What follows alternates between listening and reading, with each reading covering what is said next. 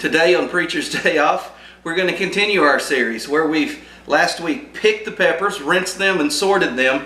Now we need to get them in a jar to ferment and start the process of converting these sugars into lacto fermentation.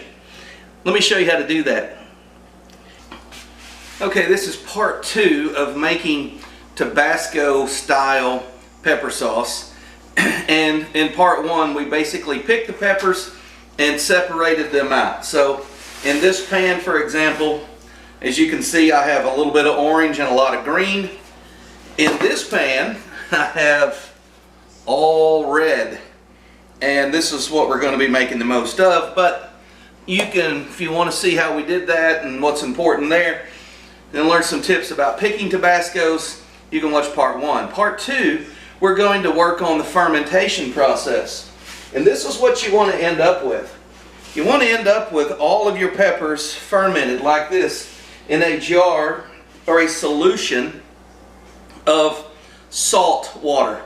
And this is the important part of making the fermentation work. So what has to happen is if the salt, the dissolved salt in the water, has to be between 2 and 5% in order for lacto fermentation to work.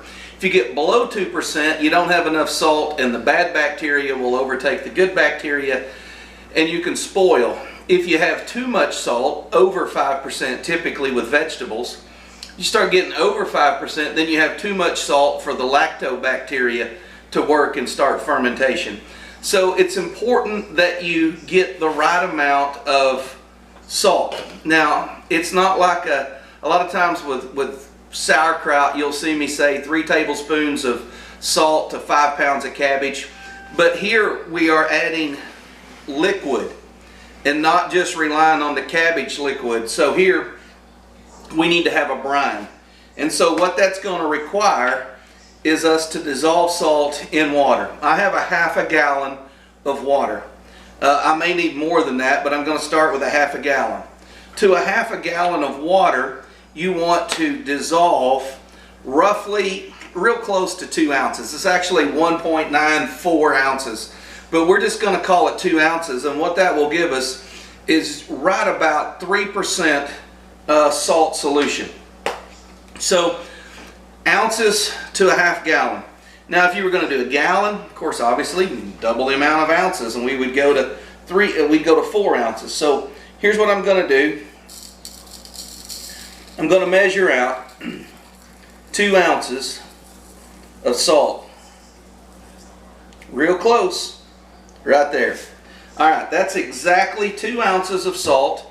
This is exactly 1/2 of a gallon of water. It's already warm.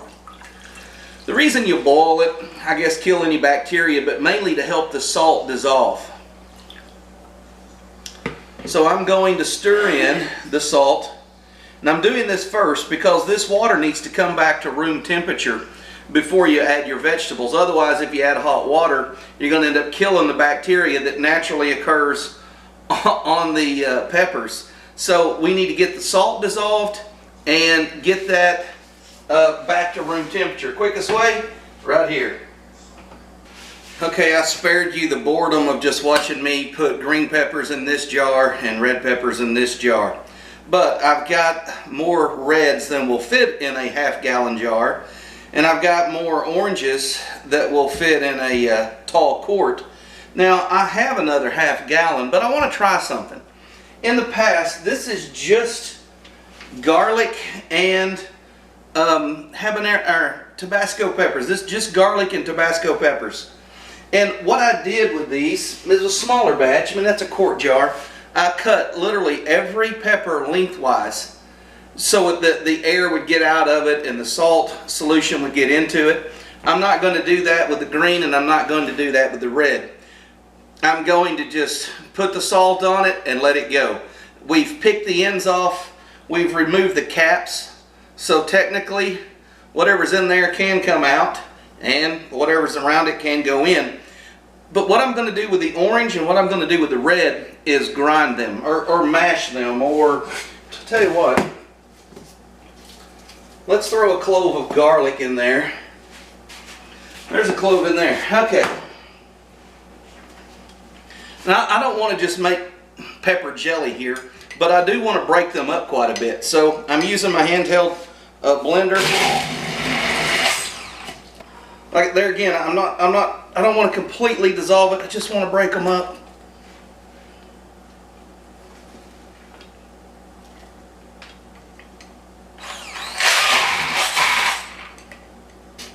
The red peppers are quite a bit softer and crush up really nice.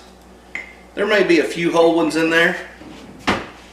Now, I've never fermented peppers crushed like this. What I want to do is, this is the salt brine that we made that we've cooled back down to room temperature.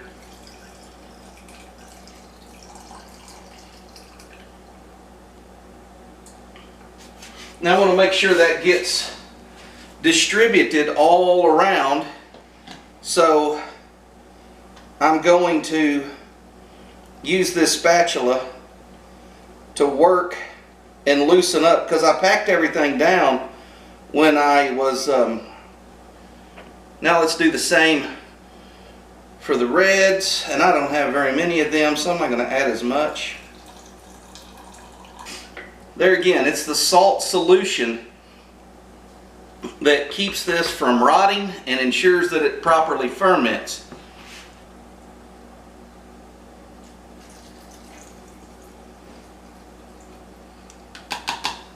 One thing I want to give you a word of caution on is this is going to produce air, or it's going to produce CO2. As it ferments, it's going to give off that gas, and that gas is going to push the peppers up, and in turn, if you fill this up into the up above the rim, what's going to happen is it's going to start spilling over because of the amount of air that's being generated underneath that can't escape. So you want to leave plenty of headspace. And I'm going to run this around and try to get as much air as I can out now, because I know that once it starts fermenting, it's really going to start pushing up. Something I almost forgot was garlic. Let's see how I want to do this. Yeah, this is quite a bit smaller.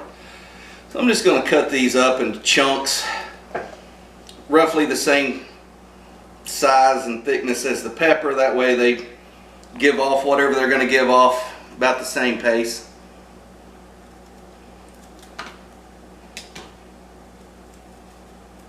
Normally you'd want to add those as you add peppers, but when you're over here free-basing peppers, sometimes you don't think clearly. And you know, you don't have to do just Tabascos. I mean, I've got a jar over here that's got some sweet yellow peppers in it, some Tibetan chilies. I think I've got some, maybe some jalapenos. I put onions and I also put garlic in that.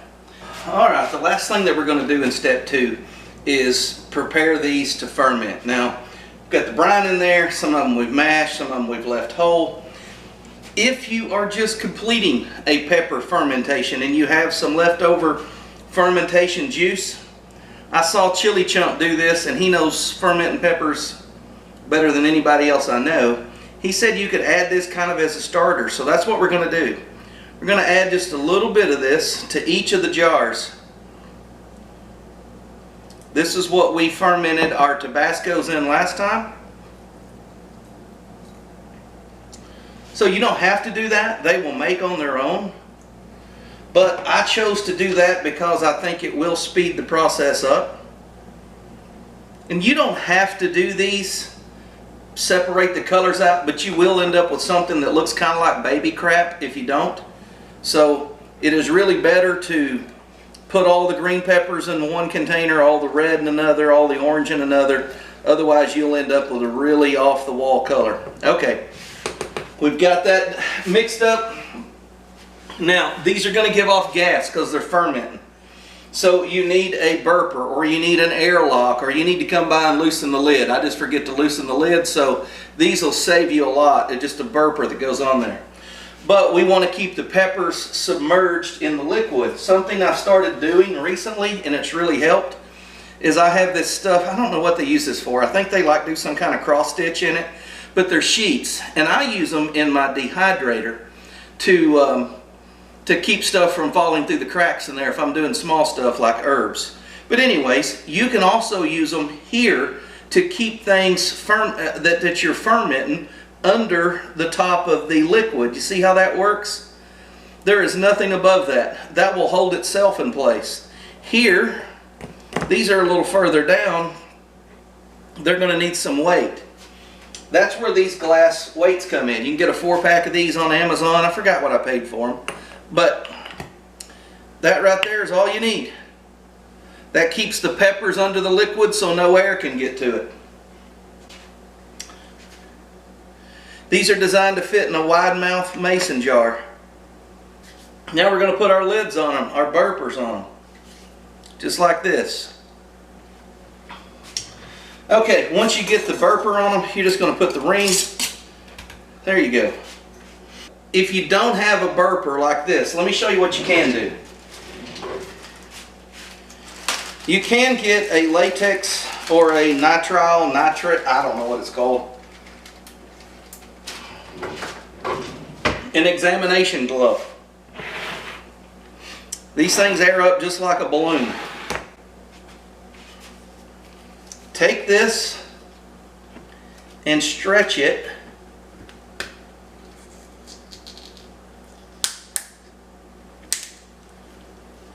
Make sure it's all the way around and make sure it's all the way down.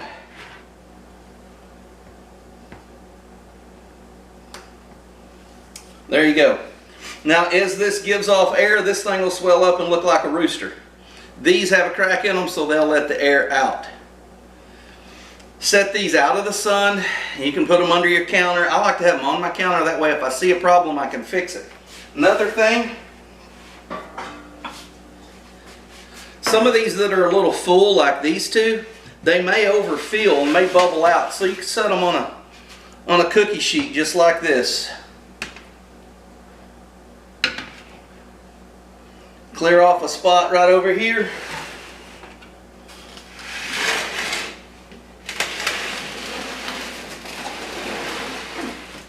Every morning when you come in, you can look over there. If you see one spilling over, you know you got a problem, you can fix it. Next step will be blending that. This is after the fermentation stopped, and that depends. There's no definite time. We'll end up with something like this, and that we'll be cutting with vinegar and water and adding a little salt until we get the desired heat and flavor that we want. So this will be part 3, how we get from there to this. Anyways, see you guys on part 3.